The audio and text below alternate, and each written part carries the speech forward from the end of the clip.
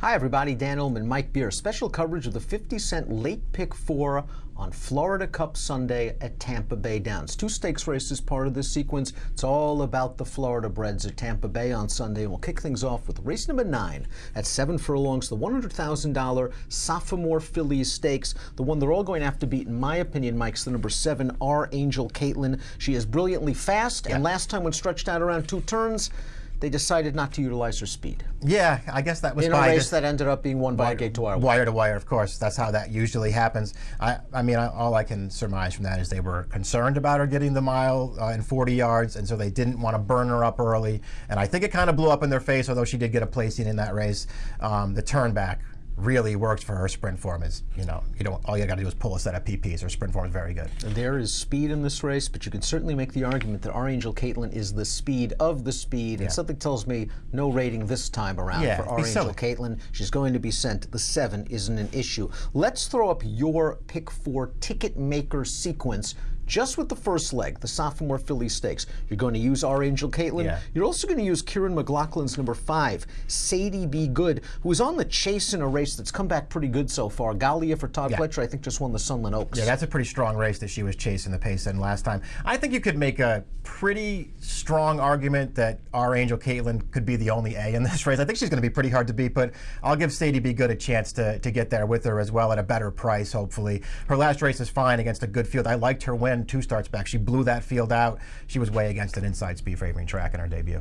5-7A, 3B. That's Mike's first leg. Let's take a look at my first leg. It's going to look really, really similar. Completely similar. Wow, exactly. 5-7 for me, 3 for B. Yes, I'll go. 2 nice wins sprinting last time. I think tried to stretch her out a mile, really stepped her up in class. She couldn't get in a spot close to the pace where she wants to be. Class relief, turn back in distance, and Armando de la Cerda winning lots of races. Lots of things to like about Yes, I'll Go. Maybe she'll have to sit a little bit in this spot. Second leg of this 50-cent late pick 4 at Tampa Bay on Florida Cup Sunday is the Distaff Turf at 1 mile and 1/16. Let's talk about the 1. My Girl Coney. Boy, that race looks good on paper. 90 Beyer speed figure, blew him away in the stretch. She could not have gotten a greater setup than in that race. That was a great setup for her, and she came with a big run, but she came with a big run with all the best of it in there. Still another step in the right direction for her. Listen, Dan, who am I to go against Chad Brown in stakes races on the turf? I don't know. I just feel like this is a good spot for her. I feel like he's not getting too ambitious with her. He found the right spot. She's got a great post. I'll make her my only A in this race. She needs a little bit of pace to set her up, and perusing the past performances, maybe Royal Julie the 5, maybe Frosty Friday the 3, certainly Quality Rocks the 7, and that's what worries me about Quality Rocks. I left her off my ticket. We know she can step on this course. She won the Grade 3 Florida Oaks in 2015. The problem is layoff after layoff after layoff, but if she gets away to an easy lead, she can be very tough. She can, but I don't see how she's supposed to get an easy lead in this race. I don't think it's supposed to happen. We'll see what happens with her. Like you, I didn't use her in my pick 4 play. Maybe it'll blow up in my face. I'll say this about her. Obviously, she has the sort of sexy running lines running in all those really good races, but I don't know, Dan. I don't know how you feel about her. I never thought she was that great as a 2 or 3-year-old, and I think this could wind up being a pretty tough spot for her, just based on how pace might play out. Let's take a look at your Ticketmaker ticket, including the second leg. You're going with your only A, Chad Brown, Tyler Gaffalione, the 1, My Girl Corey. Your backups are the 4, Family Meeting for Tommy Proctor, and the 8, Evidently. Let's talk about Family Meeting. Last time out in the Hillsborough, completely overmatched. She has that race under her belt. She does very well against Florida breds. Yeah, this is just the right spot for her. They took a little bit of a shot with her in a Grade 2 last time. It was too tough for her. This is a much more reasonable spot for her. She's got races that make her a contender, and I just like that she really has nice tactical speed. She can get a nice trip in this race. Taking a look at my Ticketmaker play, My Girl Corey is an A. I'll also use one of Mike's B's, the number 8, Evidently. I'm a little bit concerned that this distance is a little bit short for her. She really improved when stretched way out towards the end of last year for Roy Lerman, but just simply from a quality standpoint, she fits really well with these horses. She certainly does. You're right in that the distance might be a little short. She's just going to need a little pace to run into. If she catches pace, and we already talked about, there's a little bit of pace in here to set her up. I thought she ran an underrated race at this distance. 2 starts back in the Endeavor.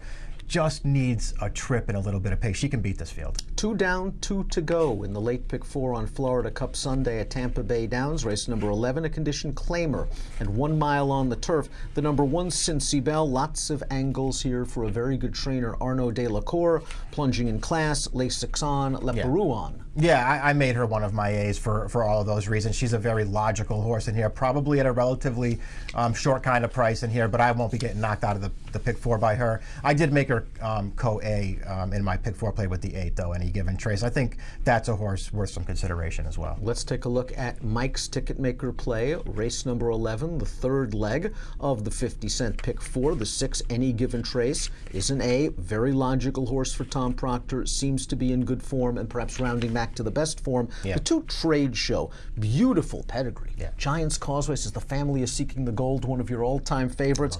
Vicky Oliver has dropped her in for a tag, and she responded last time out. Is there a chance at 20 to 1 in the morning line that the lights finally come on? Yeah, that's why I'm using this. So I don't know why I made this horse a B. I should have just went with 3 A's, 1, 2, 6, because I am using this horse in the pick 4.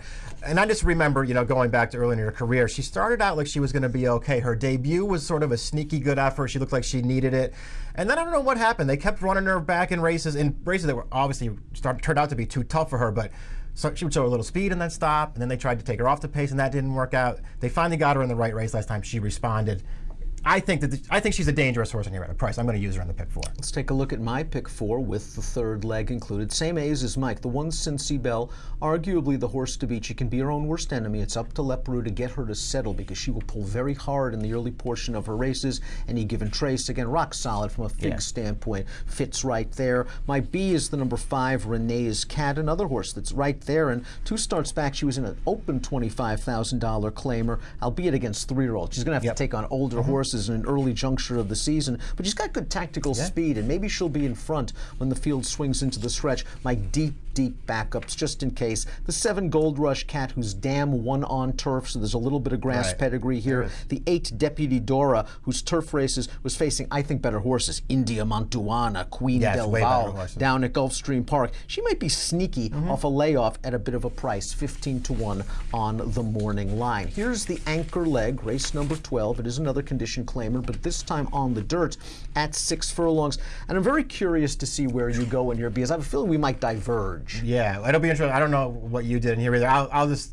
This is my position on the race.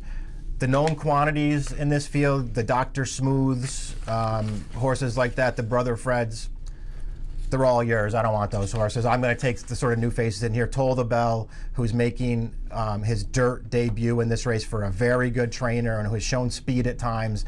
That's a horse that I want to use.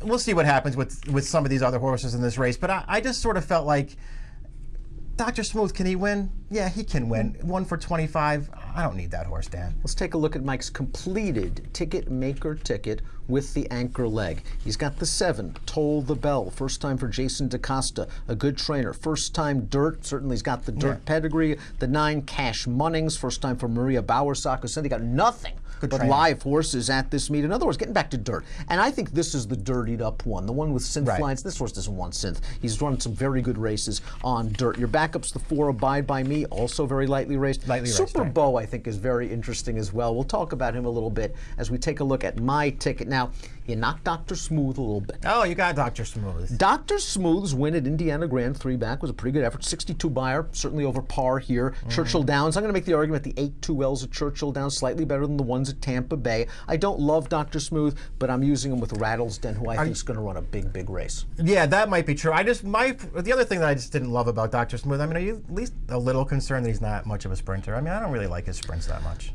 That's a very good point, actually, and since this horse is coming off the layoff, it's possible he's prepping for something longer. I really think Rattlesden's going to run well. His last 3 sprints at Tampa Bay Downs have been very good. He was pressing the pace early last time out, kind of got out sprinted into the turn, was on hold in the stretch, and was steadied in between late. If he breaks, and he usually does break, he's going to sit a nice stalking trip on the outside, and I'm hoping he's in full flight, cruising on the outside. The 6 Super Bow, I believe the jockey Serrano, this is his first day of riding. He might have one or two other mounts. And you know what? Because of that, no stats, inflated price. Yeah. Super Bowl ran some sneaky good races at Tampa Bay Downs last year. It gets better. He ran a race at this meet last year that would absolutely bury this field. I don't know if he can still run races like that, but if he can run a race like that, he will win this race no matter who's riding. It is a fun sequence. Races 9 through 12 at Tampa Bay Downs on Florida Cup Sunday. Best of luck.